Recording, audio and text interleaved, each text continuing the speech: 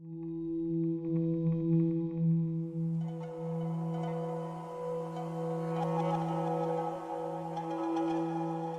wanted to point out a couple things and then talk about a dilemma I had this week. The first 6 days we've had the stuff made, and so the first 6 days are material in nature. The 7th is different. There's a lot of stuff happening on days 1 through 6, but nothing is happening on day 7. In fact, specifically, you're supposed to stop doing anything on that day. So that day is different, and it caused me some, it was doing this study.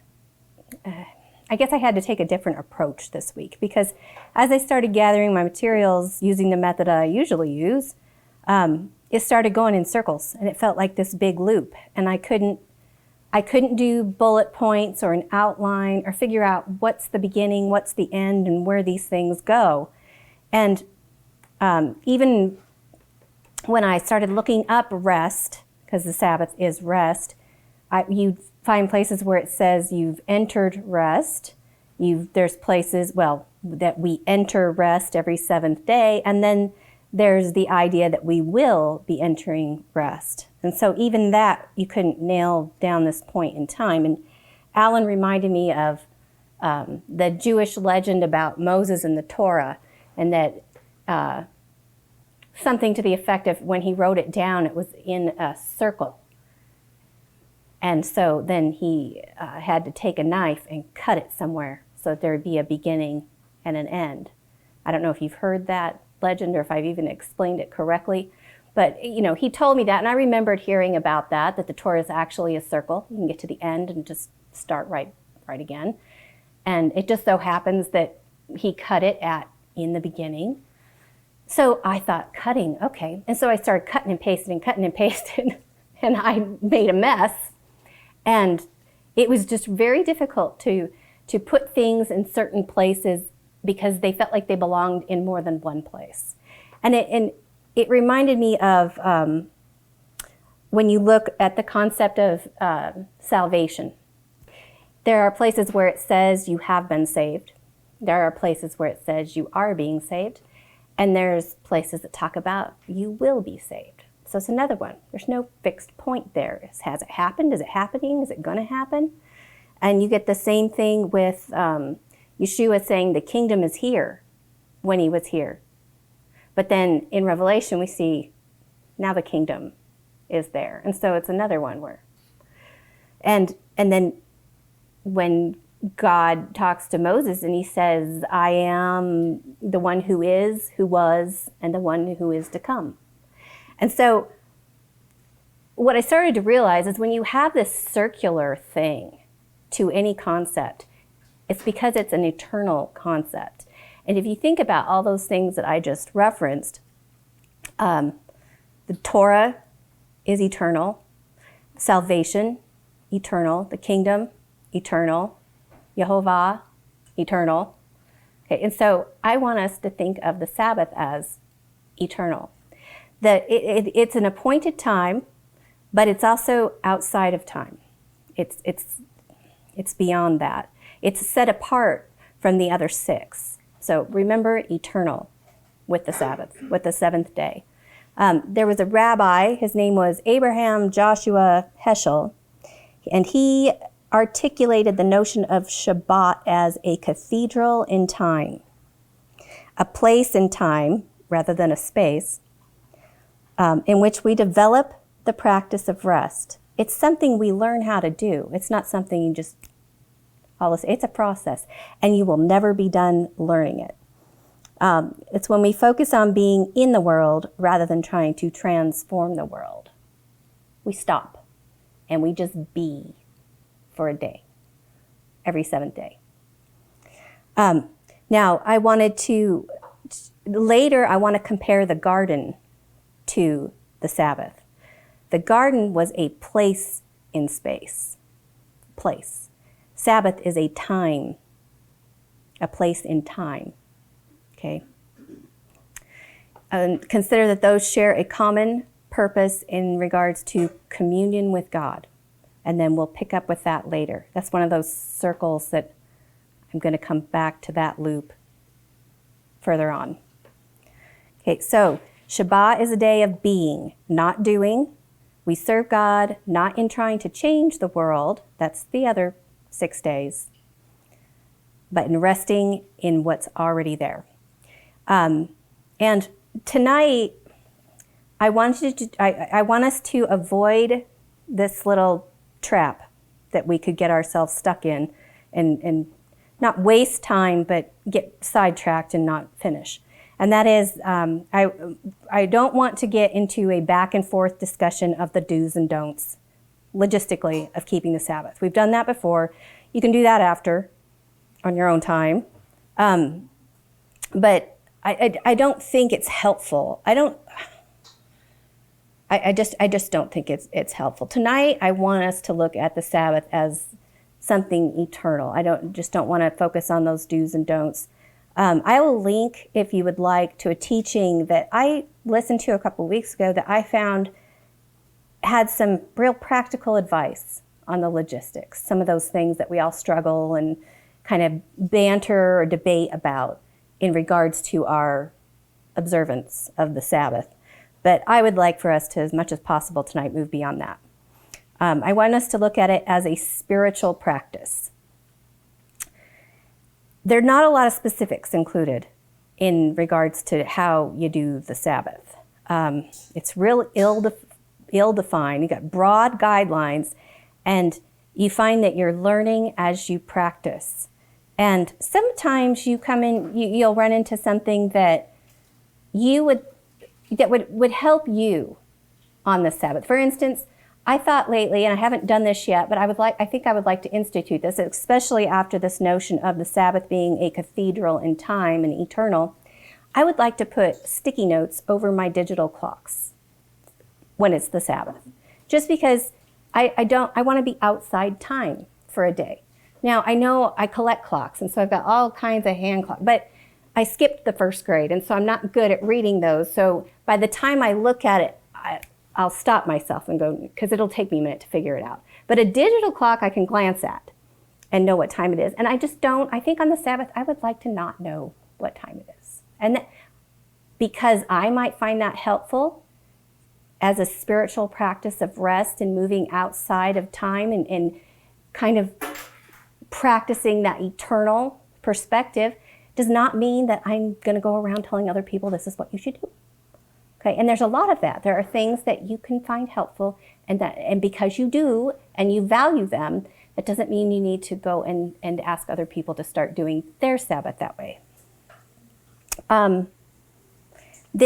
When I was speaking to Alan about this week, he said, this reminds me of Acts chapter 15. You know, if you converted to Judaism today, they would give you 3,000 plus rules on how to do the Sabbath, and they would expect you to start all those right now. And that's really overwhelming. It's kind of unrealistic. And the kind of the same thing was happening in Acts chapter 15, where you have these Gentiles coming into the faith, and instead of throwing the whole book at them, they started with, and there's a list. These are the things you need to do to not come into the sanctuary and defile it and defile the other people in it. And then you go to the synagogue on the Sabbath and you learn more and more. And so I think we can see a parallel there when you've got newcomers into the way. The concepts that go with it are a mattock. I don't know if you know what that is. I didn't. It's like a hoe or a pick kind of thing. It means to cut, to harvest. It also means a weapon or sword. And there's the idea of nourishment and completion that go with it. It's kind of all over the place, especially if you think nourishment and a weapon. Those two together, they don't seem like very good neighbors conceptually. They're very far apart. But not, we'll connect those together. We'll hook those up later. And I think some of you, just listening to the conversations you were having before the message, are going to be surprised at how many things you were just talking about that we are going to be talking about. Okay, and then I included that verse, the harvest is at the end of the age and the reapers are angels. And the picture to help you remember and put these things together, the nourishment, the harvest, and this is the parable of the wheat and the tares. And here we have harvest and the end of the age, nourishment, completion. And so that's your conceptual picture for you visual learners to try and remember all those concepts. There was something else I wanted to point out before we move away from this slide, and that was that the letter from last week, the one that is the letter for the sixth letter of the alphabet, is a Vav. Remember, that was the one, it's a straight line with the little hook at the top, looks like a tent peg. And we looked at that as the man with his head bowed. And now we have, it's a similar letter. You've got the straight, and in block lettering, they look very similar. You got the straight line, but there's a little more up top on this guy than on the other. And there's something in the Hebrew manuscripts called a crowned vav, that the Zion is a crowned vav. Because you know those little bits that they put on the tops of letters, little decorations that they put on top?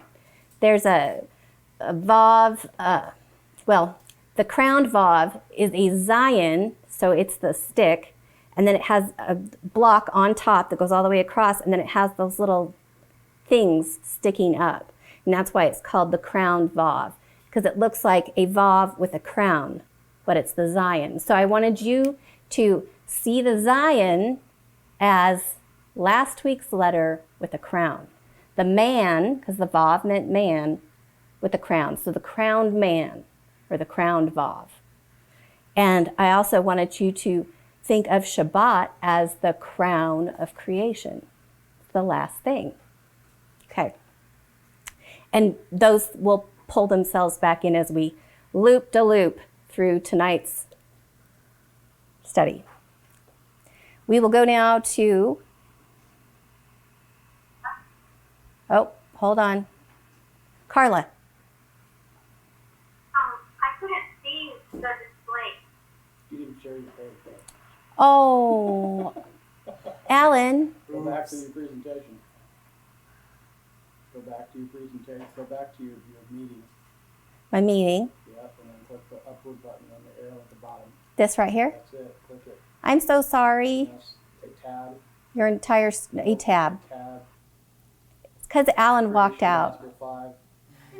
Click Creation Gospel 5. Right here? That's it. Click it and then click share. Did you click share? There you go. Now you're sharing. All right. You can leave that up when you talk for a minute. Well, I'm ready to move to slide 2. Stay online. Sorry, Carla. I'm so sorry. And what is it again in paleo? Zion? Oh, I didn't include that. That was a hard one to find. And there's a whole bunch of different ones. And I don't have it here. It's okay. It looks kind of like a hand plow. Some of them do, with like a bent thing and then a thing like this, and then there's one that looks like a giant E, almost like they took part of the thing off of a combine machine with 3 things. It looks like a big E. And then there's as it evolves over time, what's interesting is it starts to look like an I, like our capital I. So it's all over the place. But so I just included this one because I also wanted to talk about that crowned vav idea. Okay. I think we'll move on. I'm really sorry, guys, that wasn't there. Okay, I go here. And I'm sharing it now? Yep. Okay, so let's read the text of day 7. Thus the heavens and the earth were finished, and all the host of them. And on the 7th day God ended his work which he had made, and he rested on the 7th day from all his work which he had made. And God blessed the 7th day and sanctified it, because that in it he had rested from all his work which God created and made. So all the work of creation is done in the first 6 days. There's nothing for man to add. He was the last thing created. Everything is done before he even existed. So man will spend the next day resting like God does. And we're going to see this man conforming to the image of the one in whose image he was created in by imitating God, doing what God does. He's going to rest too. And in this first verse here, there's no commandment for Adam to rest. But later in Exodus, there is the commandment for man to rest. And it's almost like, as a parent, if you have a little one, first you do, and they mimic you. They do what you do. And then later you might lay down the law in words for them to do it. But I think first, as a little child, especially one who doesn't speak yet, that you're giving them an opportunity to follow your example. Okay, so by observing the Sabbath, we acknowledge that the Creator had finished his work after 6 days, that his plan is perfect, and our job is just to participate and follow his lead, his instructions, weekly assenting to him being the authority as the one who accomplished it all, and he set the pace. He knows us, he made us, and he knows once every 7 days is what's going to work for us. So last week we talked about boundaries a little bit, and I wanted to bring that back to mind because the Sabbath sets a boundary. You've got the 6, you've got the 7. And you're going to see that in tonight's study. How many times, try to keep your eye out for how many times we have a set of 6 and then a 7th. Okay, not just in the days of creation, but some of the other topics that are going to make their way into our loop. Okay. Yes, last time we also talked, because we were talking about the Vav being the connector, that because man was made from the earth like a beast and was also had the Spirit breathed into him, that he was the connector between the upper and the lower of heaven and earth. And the Sabbath was created for man to ascend, to be that connector, and to bring the rest of creation up with him.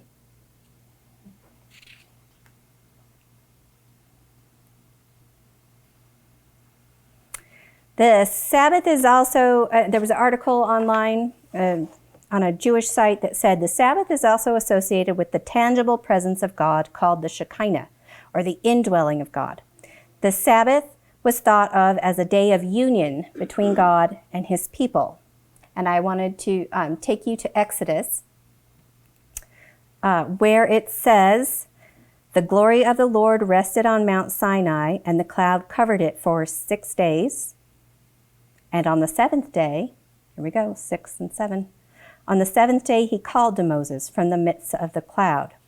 This is where Moses goes up on the mountain for 40 days to get he's given the commandments and he's said some things, and now Moses is to go up. And this is where Moses goes up for 40 days. When he comes back down, we're going to have the golden calf. Okay, so during that period, when Moses goes up the mountain into the cloud on the 7th day, that takes up from chapter 24 to 31 or so. There's 6 chapters of God giving Moses information. And a big chunk of it is the tabernacle and how everything in it should be made. That takes up way more than half of it. That's most of it. At the end, he gives them some other information. But if you look at those 6 chapters, including that big chunk about the tabernacle, the phrase, "and the Lord spoke to Moses," is there 7 times. Okay. And the 7th time the Lord speaks to Moses, at the end of it, it's about the Shabbat. And it is, yes. And I put blue lines on it because this is going to come back over and over. Now the Lord spoke to Moses, saying, Now as for you, speak to the sons of Israel, saying, You must keep my Sabbaths, for this is a sign between me and you throughout your generations, so that you may know that I am the Lord who sanctifies you. Therefore you are to keep the Sabbath, for it is holy to you. Everyone who profanes it must be put to death. For whoever does any work on it, that person shall be cut off from among his people. For 6 days work may be done, but on the seventh day there is a Sabbath of complete rest, holy to the Lord. Whoever does any work on the Sabbath day must be put to death. So the sons of Israel shall keep the Sabbath to celebrate the Sabbath throughout their generations as a permanent covenant. It is a sign between me and the sons of Israel forever. For in 6 days the Lord made heaven and earth, but on the seventh day he ceased from labor and was refreshed. I am going to pick this apart and focus on different aspects of it, different terms in here, but the first one I wanted to address was the permanent covenant piece. Okay, throughout their generations, a perpetual covenant forever. I wanted to now take you to some other places where it discusses the covenant. In Isaiah, it says, The earth is also defiled under its inhabitants because they have transgressed the laws, the Torah, changed the ordinance, broken the everlasting covenant. And later in Isaiah, in regards to the Sabbath, he says, Also the sons of the foreigner who join themselves to the Lord to serve him and to love the name of the Lord, to be his servants, everyone who keeps from defiling the Sabbath and holds fast my covenant, even them I will bring to my holy mountain and make them joyful in my house of prayer. One more in Jeremiah. He says, But this is the covenant which I make with the house of Israel after those days, declares the Lord. I will put my law within them and on their heart. I will write it, and I will be their God, and they shall be my people. And I want you to remember the write part, because writing is going to loop itself into the study. So we've got the covenant and writing. Now, if we go back to the Exodus, the seventh Lord spoke to Moses piece up on the mountain, I wanted to now focus on this part of it, where he says, For this is a sign between me and you throughout your generations. He says it again. It is a sign between me and the sons of Israel forever. Can I ask a question? Sure. Is there a chiasm in that structure there? I did not, if there is, I think it's the cutoff, but I didn't really pick that out. But you're right to suspect that. Because then he also says, there's another doubling there. The shall surely die is also doubled. But anyway, this word for sign is oat. And it's a mark, a sign. It's like an identifier that he gives to his people as an indication that they are his. There's other signs. This word is used a lot. There's other signs like there's a cluster of them as they're getting ready to come out of Egypt.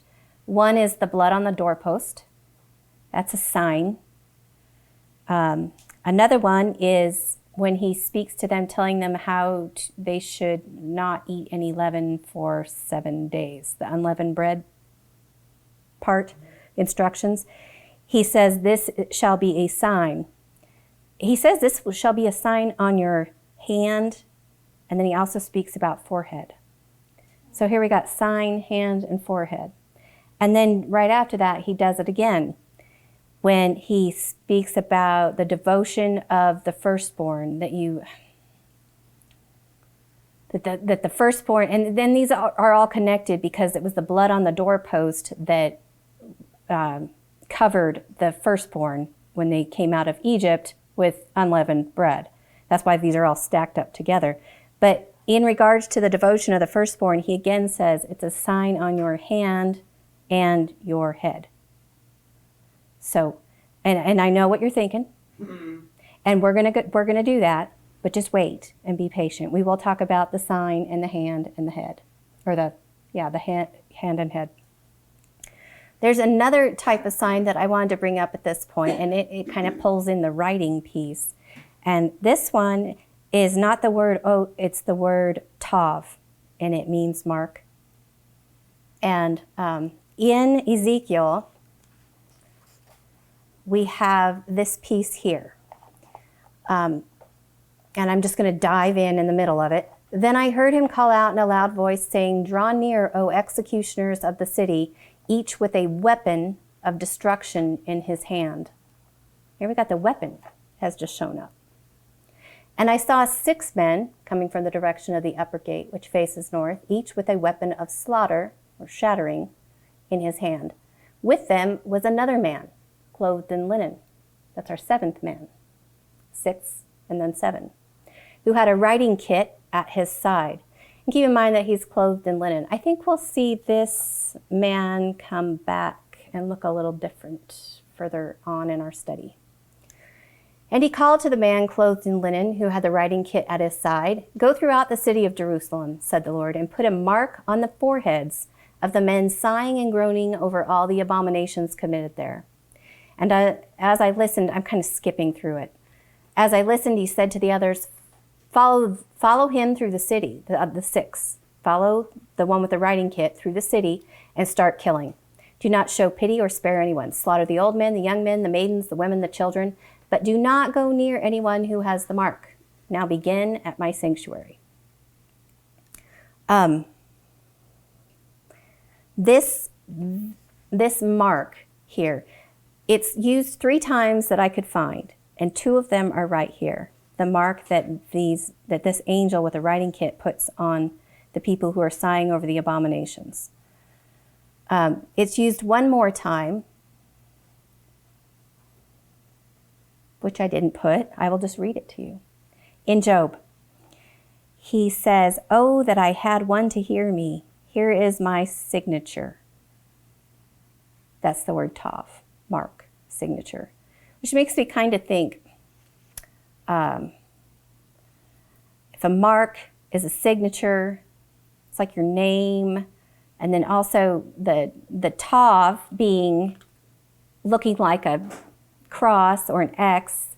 You remember, like if you ever watch an old Western and someone illiterate has to sign a document, what do? They put their X on it. That's their mark. That's their signature.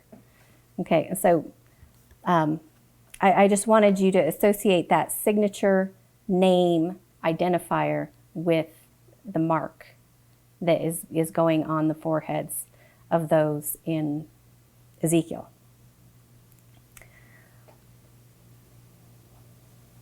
I'm going to go back to these guys for just a second. I know that I am not having you on screen much. Does anybody have something they want to add before I move on? I was just thinking Zechariah 3 identifies who the man in linen is. Yeah. It's Yahashua, the high priest. With the clean, Yeshua. put a clean turban on his head. Mm-hmm. It's in some translations it says linen, because he's standing before the angel of the Lord covered in dung, and then it says, "By the word of the Lord, remove those dung-covered clothes off of him, put on him fine white linen." Yes. And it says Yahashua, the high priest, which is another Yeshua. Yeshua. Very nice.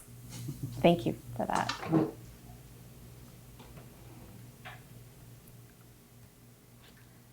Okay.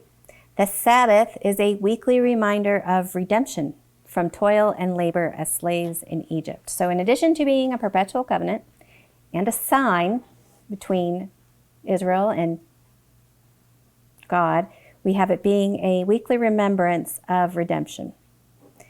In this commandment about the Sabbath, because this commandment probably gets more real estate than any other, and this appointed time gets more real estate in the Bible than any other, I believe. So it's an important one. It's the first one. It says, "Keep the Sabbath day to treat it as holy as the Lord your God commanded you. For 6 days you shall labor and do all your work, but the 7th is the Sabbath of the Lord your God. You shall not do any work that day, you or your son or your daughter or your male slave or your female slave or your ox or your donkey or any of your cattle or your resident who stays with you, so that your male slave and your male slave and your female slave may rest as well as you. And you shall remember that you were a slave in the land of Egypt, and the Lord your God brought you out of there by a mighty hand and an outstretched arm. Therefore the Lord your God commanded you to celebrate the Sabbath day. He commanded us not to toil. Oh. So I thought it was interesting that as a remembrance of the redemption from slavery, he's asking us not to work. Not only that, don't make anyone else work. Everybody gets to rest. And if you remember, in Matthew 11, Yeshua says, "Come to me, all you who labor and are heavy laden, and I will give you rest. Take my yoke upon you and learn from me, for I am gentle and lowly in heart, and you will find rest for your souls." And if you look that up and you kept reading, guess what the next verse says?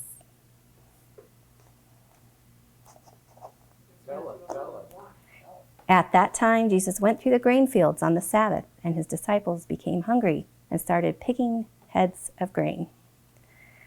Now, when the Pharisees saw this, you know the rest of the story, he answers them, and the whole scene concludes with him saying, "For the Son of Man is the Lord of the Sabbath."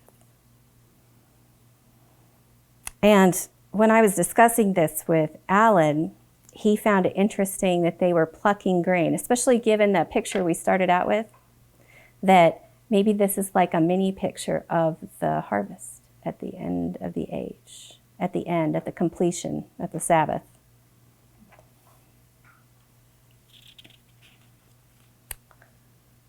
Okay, I wanted to look at Sabbath as, I'm going to take this off because I don't have a slide for any of this. Well, I will need to share eventually. You're going to talk for a while about it. Yeah. Okay, how do I stop sharing? Stop at the top. Stop presenting? Do that too. Okay, now they're big. The Sabbath establishes a pattern for all mankind. Everything that was created and made, everything that happened during the first 6 days was for the seventh day. The seventh day being the crown of creation. Whether you view that as the creation week, or if you want to look at that as a day is as 1,000 years and look at it as the 7,000 years. Everything done in the 6,000 years is for that millennium in the 7,000. There's this pattern, man rests every seventh day, that, like we just discussed, the creation, hopefully, I hope we have this pattern right, that the creation gets to rest in the 7,000th year, and then you have the land, which rests every 7th year. A little bit different schedule, but it's always this pattern of sevens. In Leviticus, he explains that they need to let the land rest every 7th year. And he tells them, as he's telling them they need to do this, that they're not going to. And he tells them what is going to happen when they don't, and then how he will respond to that. It's starting in Leviticus 26:34.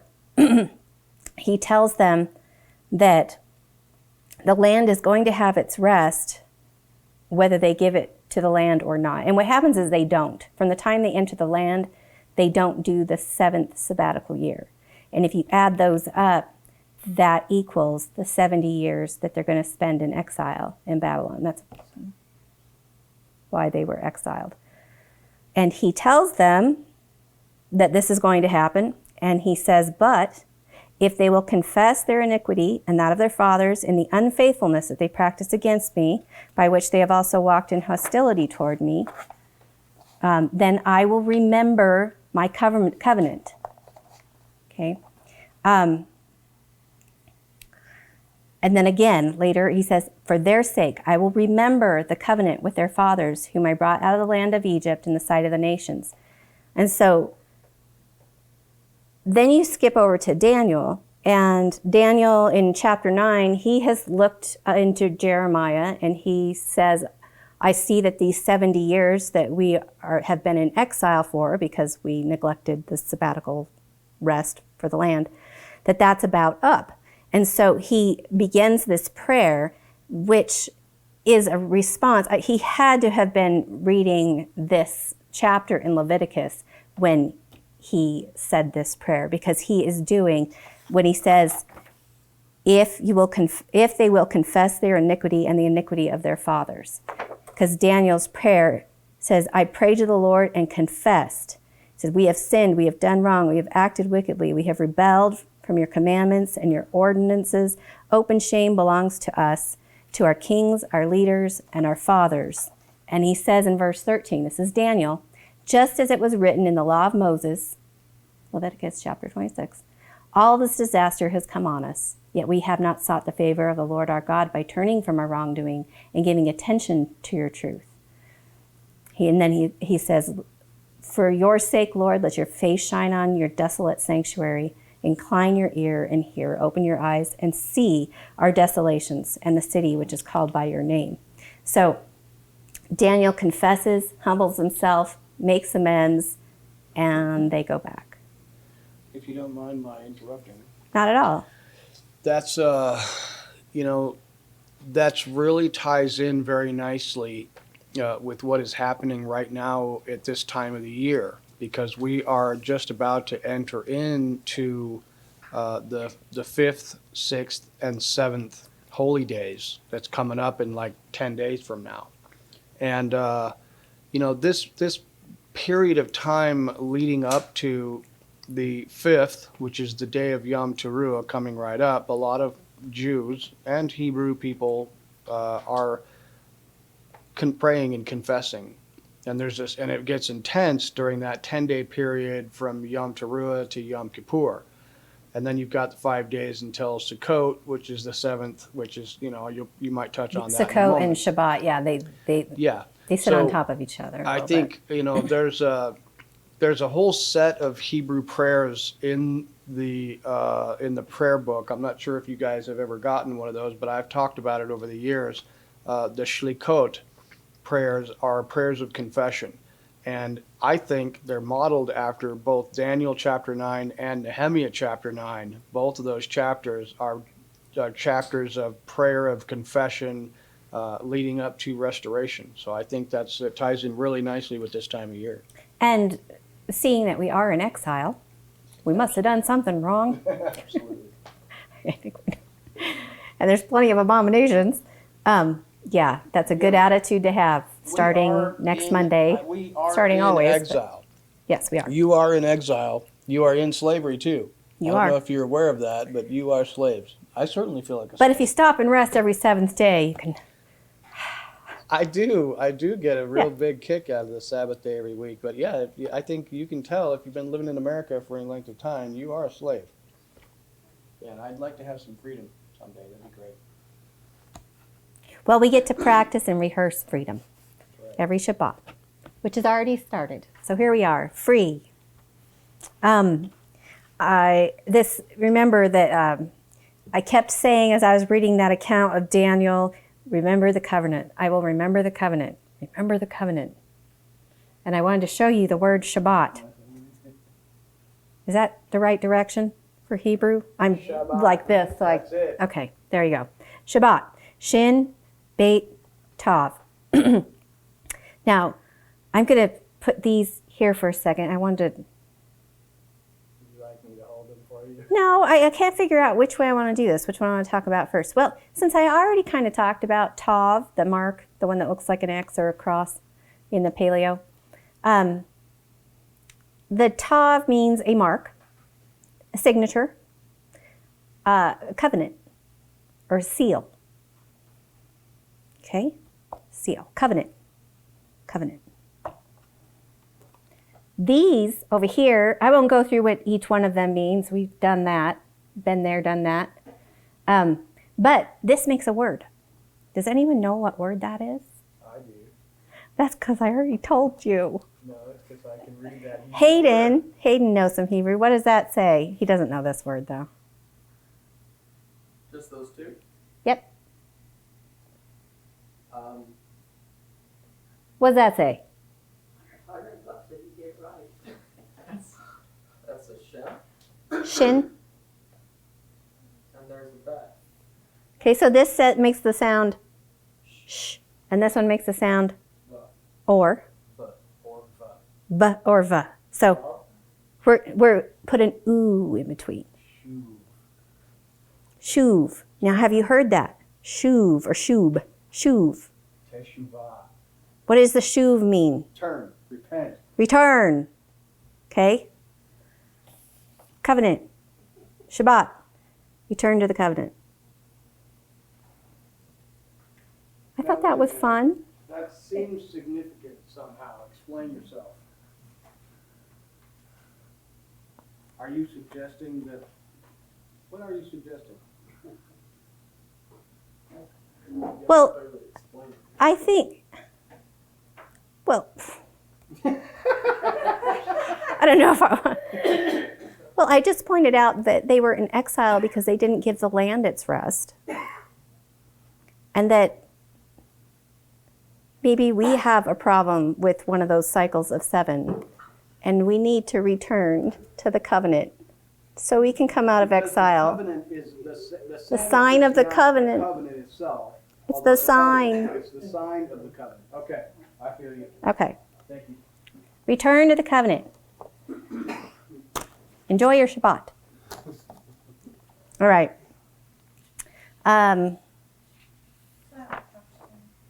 Yeah. So SHA in Hebrew, Shah, means quiet. So in Shabbat is quietness, and in Shaddai is quietness, and in Shalom is quietness. So would that also then be saying you're returning to the covenant of quietness? I think quietness is a great way to describe that. Yeah. Yeah, it is. Very nice. Okay, so the Sabbath as a rehearsal then for the millennial kingdom. That last 7,000 years. We sure hope. Remember, I think it was last week or the week before I asked you to read Psalm 104. And it was kind of that poetic account of creation.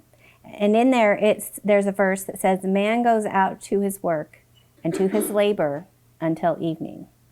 And I put up that slide of the evening, and I wanted you to think about where we are in time, and that we are almost at the evening of the 6th day. And when that evening comes, we get to rest, because then we'll be moving into the 7,000 or the 7th day of rest. And so this Sabbath day is a rehearsal or a foretaste of all those good things that will come during Messiah's reign, and that we honor our Creator by remembering his creative acts, his redemptive acts that he's done on our behalf. We proclaim him and his future reign as Messiah on earth. He is our King. By keeping the Sabbath, we acknowledge that all the work we've done in the 6 days prior has been put under his authority and is in service to him. That we are servants of the King of the universe. Without that stopping once a week and reminding yourself what belongs to who, your acts can become self-serving. They can slip into wickedness, where you're trying to ascend to a place that isn't yours and acquire wealth that is not yours by using time that is not yours. So this evening between the 6th and the 7th is like a dividing line between an attitude of entitlement, mine, and an attitude of service, that we remember that everything belongs to our King.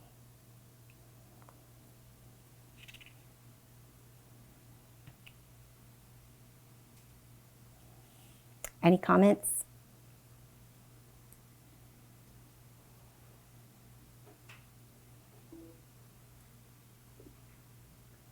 Okay, I'm not putting that slide up yet. I wanted to give you a situation here. First, I wanted to bring up the garden.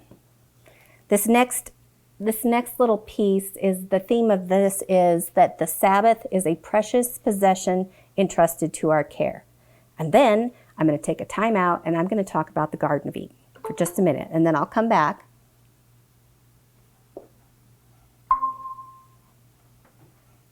Okay. In the garden, man is put there to cultivate it and to keep it, or guard it. That's keep and guard.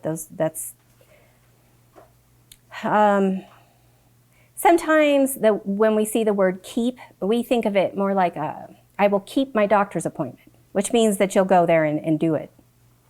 And that's not, when we talk about a Hebrew keep, it has the guarding sense to it. Like, I don't know if you've ever heard a fortress called a keep. Okay, it has that idea, a fortress, a guarding, an outpost, a defensive guard, protection, guard. So that's when you see keep the Sabbath, it doesn't mean keep it like you keep a doctor's appointment. It means guard it. Guard it from anything happening to it. Now, when man is put in a garden, he is told to guard it, to keep it, and to cultivate it. And this was his place to commune with God. You have the verse in Genesis 3:8 where the man and the wife hear the voice of the Lord God walking in the garden. This is their precious treasure. This is their paradise. But they're cut off because it wasn't guarded. Somebody got in that shouldn't have been allowed in, and it resulted in some badness. Now, when the Lord commanded him to not eat from the tree of the knowledge of good and evil, he said, "In the day you eat of it, you will surely die." And we know that he didn't die that day because he lived another 900 plus years. But then if you use the principle of a day is as 1,000 years, he did die before that day was over. And so I wanted to talk about that idea of you will surely die. When he said that in that verse, if you look at the Hebrew interlinear, you see a doubling of words there. It doesn't necessarily say you will surely die. It says, dying you shall die. And if you look at the word, like the Hebrew Strong's number, it's H4191 and H4191. It's die twice. One of them has the way the verbs are conjugated when it's he died or I died or you die. A different letter gets put on for those, whether it's past, imperfect or perfect. But both of those, if you click on them, they're both Strong's 4191. Right next to each other. So I said, okay, that's the double die. Just for the sake of discussing this, I want to say that that's double die, or moot. Now, I started looking up other places where you have die, and seeing how it was translated. And it was never, in none of the versions I looked, was it translated as dying you shall die. It was always you shall surely die, or or surely be put to death, or surely be killed, or must be killed, or must be put to death. Whenever you see that moot, or the double die, that's how it's being translated. But I'm not sure if, I wanted us to consider some little aspect of that. Let me do this. Adam has been told to guard the garden, and he says if you eat from that tree, you will double die. And then Adam and Eve are cut off from the garden. So I want you to, we're going to do another little thought experiment here. I want you to pretend like you can hop in a time machine and go back to the garden and tell Adam, I got this. And so you're going to take the place of Adam. But you're still going to know everything you know right now. You're still going to know the fallout, how things went down. You know everything you know right now, but now you are the one guarding the garden. Do you think that you would do better knowing everything you know now? I'd like to think so, but I would, no, I'd like to think we would do better, knowing what we know. I'd like to think that because at some point we're going to be back in the garden. And I don't want to be the one that messes that up. So I would like to think that we would not. Let's take you back to the present day, out of the garden, and say God gives you something else to guard. And he says the same thing. He says guard it. He uses that double die. He even uses the word cut off. And he says double die again. And in the process of doing this, he says guard, guard, guard 3 times. Considering what happened with Adam and the guard, double die, and being cut off in the garden, what are you going to do with this thing that he hands you today using that same sort of language in triplicate or doubled? How seriously are you going to take that?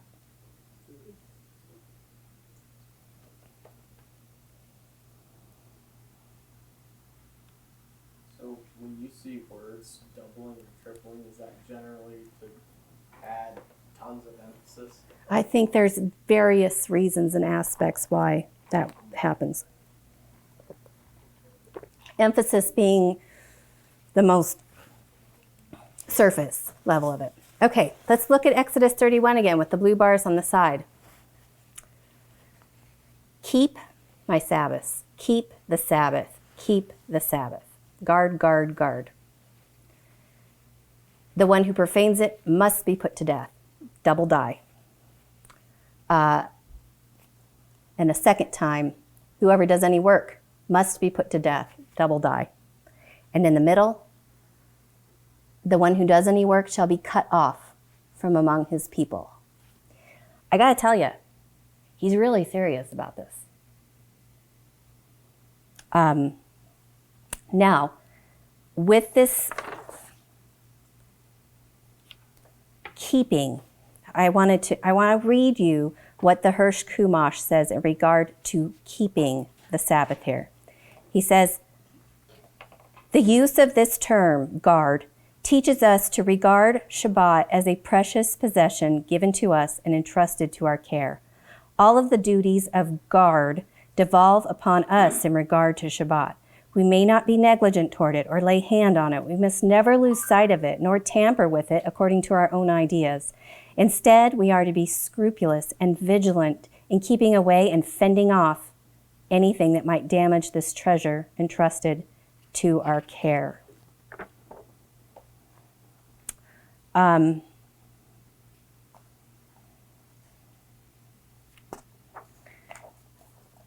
With this double die thing,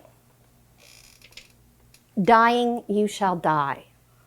Because I think a lot of times when it says he shall surely be put to death, we think, okay, if we see somebody working on the Sabbath, line them up, firing squad, get a rope.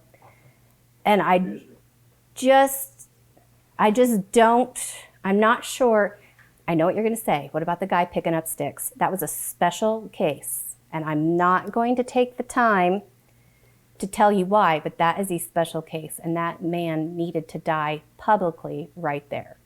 Given what happened before, what is discussed right before. If you want to talk about that later, I can. But I think that was a special case. I don't think that you were supposed to string up anyone who you caught working on the Sabbath. Now, so you say, why does it say double die twice? Well, remember in the garden, he used the double die for Adam. Did Adam die on the spot? Did someone put Adam to death? No, he died.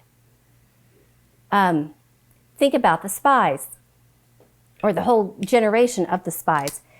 the 12 spies came back. The 10 spies had a bad report, and those 10 spies died right away. There was a plague, and they died. But the congregation that was weeping and, well, we can't go in, we might as well just go back to Egypt. They didn't die right away, but the double die is used for them.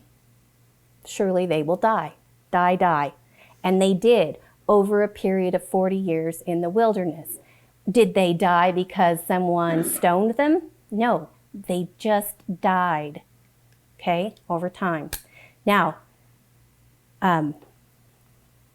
this idea of cut off goes with it too. And I wanted to, we're gonna talk about the Sabbath as being nourishing. Because remember, part of the theme that goes with our letter Zion is this nourishment. And I wanted to use this plant as an object lesson, that right now this plant is rooted in the earth and it's being nourished. And this happens to be, I can't remember the name. It starts with an A. It is the world's longest blooming plant. The blooms last longer than any other plant in the world. They take a long time to grow too. This one just got started like a month ago and it's just barely red and sticking up.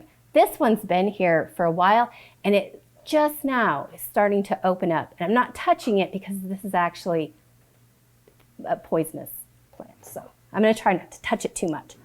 But I wanted you to think of yourself as that beautiful bloom. And the Sabbath is our nourishment. We're planted in that eternity of the seventh day.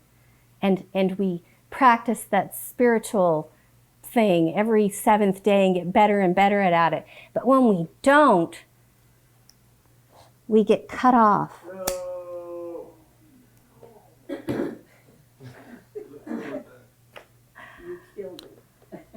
It's not dead, look. It's not dead.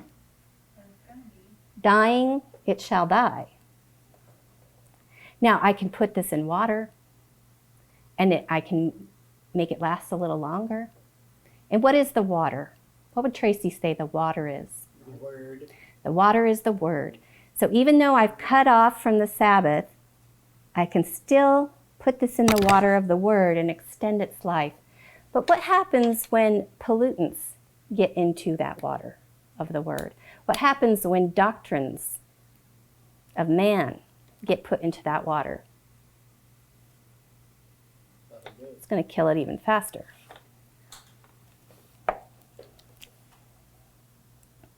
I just don't want us to be a prideful bloom that takes the scissors to our own selves and cuts ourselves off from the nourishment of the seventh day, of that connection that we have with our Creator every week. The Sabbath is life. It's refreshment to not just our physical bodies, but our spirit. And I want us to go back to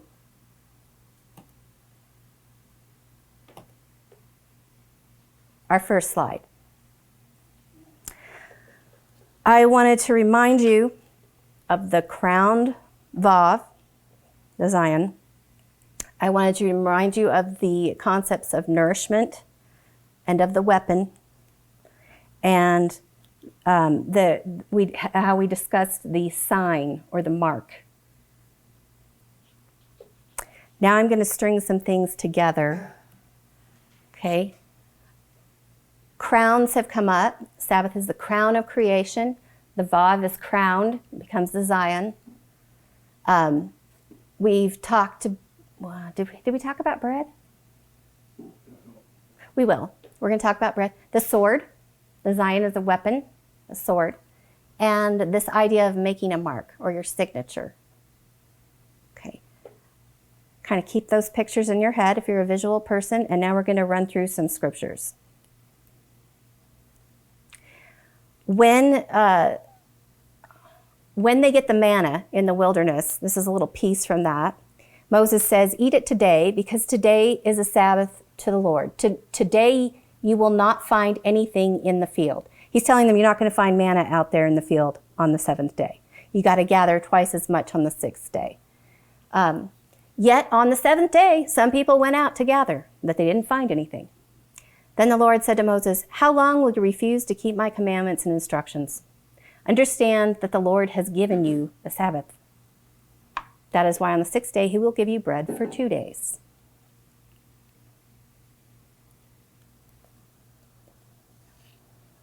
Keep in mind that that bread was not in the field on the seventh day. And what is the field? The world. The bread was not in the world on the seventh day. That's because it was in eternity. It had moved from the material world of the first 6 days to the eternal world of the seventh. Okay, in John chapter 6, he says, Hold on. You know what's interesting?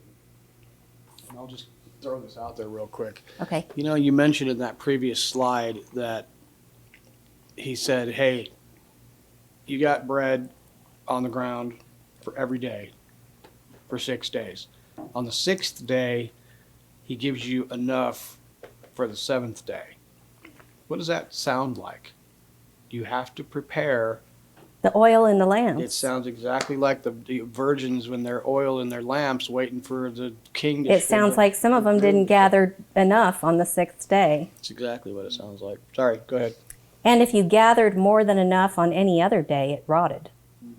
But not the stuff you gathered on the sixth day. Anyway. Sorry, go ahead.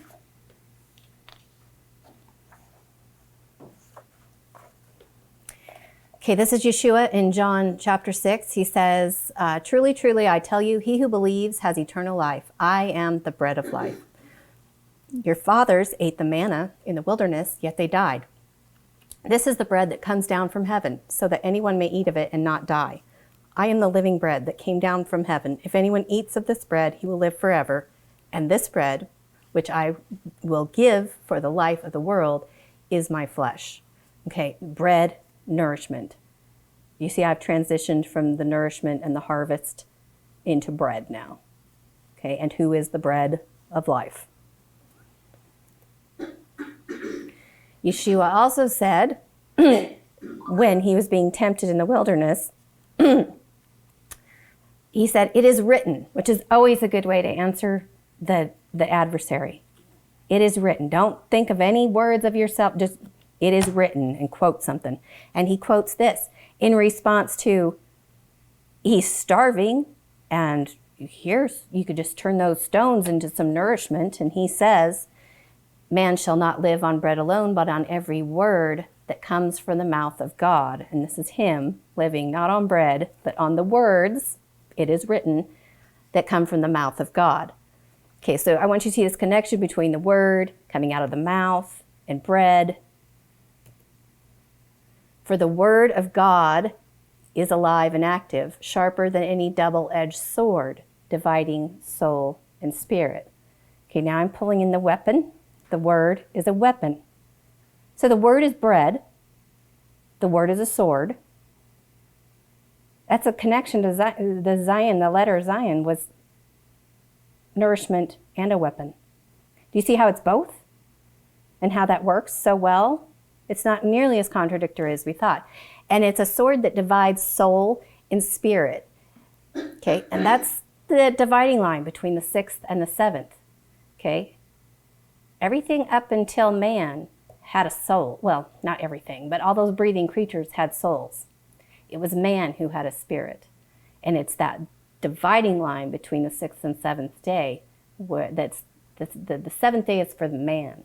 That's a special thing. It's not, you don't see animals resting. You don't see them getting in trouble for not resting. That is not part of their purview. It's ours. And now we're going to talk about the guy on the white horse that you guys were just talking about beforehand. Okay. Then I saw heaven standing open, and there before me was a white horse, and its rider is called Faithful and True. With righteousness he judges and wages war. He has eyes like blazing fire and many royal crowns on his head. He has a name written on him that only he himself knows. He is dressed in a robe dipped in blood, and his name is the Word of God. The armies of heaven dressed in fine linen, white and pure, follow him on white horses, and from his mouth proceeds a sharp sword with which to strike down the nations, and he will rule them with an iron scepter. He treads the winepress of the fury of the wrath of God the Almighty, and he has a name written on his robe and on his thigh, King of Kings and Lord of Lords. This is not the only person in Revelation that is marked. And I know what you're thinking. You want to get to that mark of the beast, don't you? Everybody likes to talk about the mark of the beast. But there's a lot of other marks there. The 144,000 in chapter 7, it says they are marked. I think on their head, right? Okay. And in chapter 14, it tells you what the mark is. The mark is his name, the lamb's name, and the name of his father. It's a name, it's a signature, a mark on the heads. Okay.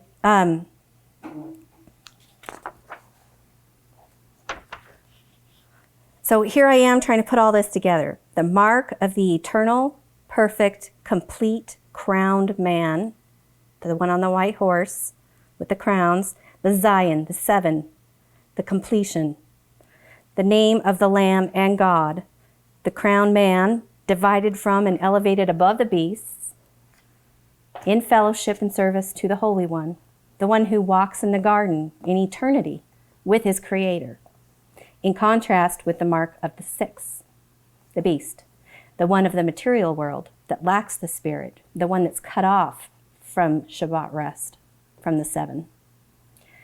Let us consider, when pondering that dreaded mark of the beast, how the Holy One marks those that are his. I doubt that the 144,000 will be receiving a barcode or a microchip. Let us be more concerned with receiving the mark, signature, the name of God on our heads and hands than that other mark. We, instead of trying to avoid the mark of the beast, we need to be trying to achieve the mark of the Holy One. Let us return to the covenant and begin handling his creation according to his instruction manual. I'll briefly mention that Keith texted me a moment ago and talked about Shabbat Shuvah. You guys familiar with Shabbat Shuvah? No. That is the Sabbath that falls between Yom Teruah and Yom Kippur. It's the Sabbath of returning. So, During the 10 days of awe? yes, there's a Sabbath always between the 10 days, and that is called Shabbat Shuvah, the Sabbath of turning. So, it's a significant one. So I thought I'd throw that out there since Keith brought it up. Anyone else? Where did Carla go? Is she? Carla lost her internet connection. Oh, She said okay. she loves everyone. Okay. We love her. Does anyone else have a comment? Well, I was over at Mike. Sabbath not very long ago. I was going over there on Friday nights, and it's really interesting because when you go through their book every Shabbat Eve, it welcomes the Shabbat in like a bride, Mm-hmm. and I think it's interesting that the letter has a crown like a bride wears a veil. Yeah. There's a, there was a, in that one of the articles that I read, there was some discussion of the Sabbath being viewed, the Sabbath bride. Mm-hmm. There were some other things in there, but I won't not share them. There. Anybody else?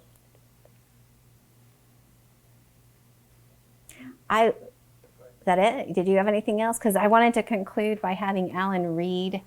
Sometimes when we're eating, someone will say, well, "Are you going to pray before we eat?" And Alan will say, "We pray after we eat." And that's what the Jews do. They pray after they eat. And because tonight was, the seventh day, the Zion day, the day of the harvest, the nourishment idea there, I wanted us to close with a partial reading of the blessing after the meal. And listen for some of the things that that we touched on tonight. So I will close with this prayer. Sovereign King of the universe, we praise you. Your goodness sustains the world. You are the God of grace, love, and compassion, the source of bread for all who live, for your love is everlasting. In your great goodness, we never need lack for food. You provide food enough for all. We praise you, O God, the source of food for all who live, for this good earth that you have entrusted to our mothers and fathers and for us, for our deliverance from bondage, for the covenant you have sealed into our hearts, for your life-giving love and grace, for Torah, our way of life, and for the food that sustains us day by day, we give you thanks. For all this we thank you. Let your praise be ever on the lips of all who live, as it is written. When you have eaten and are satisfied, give praise to your God who has given you this good earth. We praise you, O God, for the earth and for its sustenance. Eternal God, source of our being, show compassion for Israel, your people, Jerusalem, your city, and Zion, the ancient dwelling place of your glory. Guide and sustain us in all our habitations, and be a help to us in all of our troubles. May we ever be able to help ourselves and one another, even as we rely on your open and generous bounty. Eternal God, strengthen our resolve to live by your commands, and especially the command of the seventh day, the great and holy Sabbath, the day of rest and serenity, of loving reflection upon your will. Source of deliverance and of consolation, give us this day rest from sorrow, anguish, and pain, and renew our vision of a more beautiful world. Amen.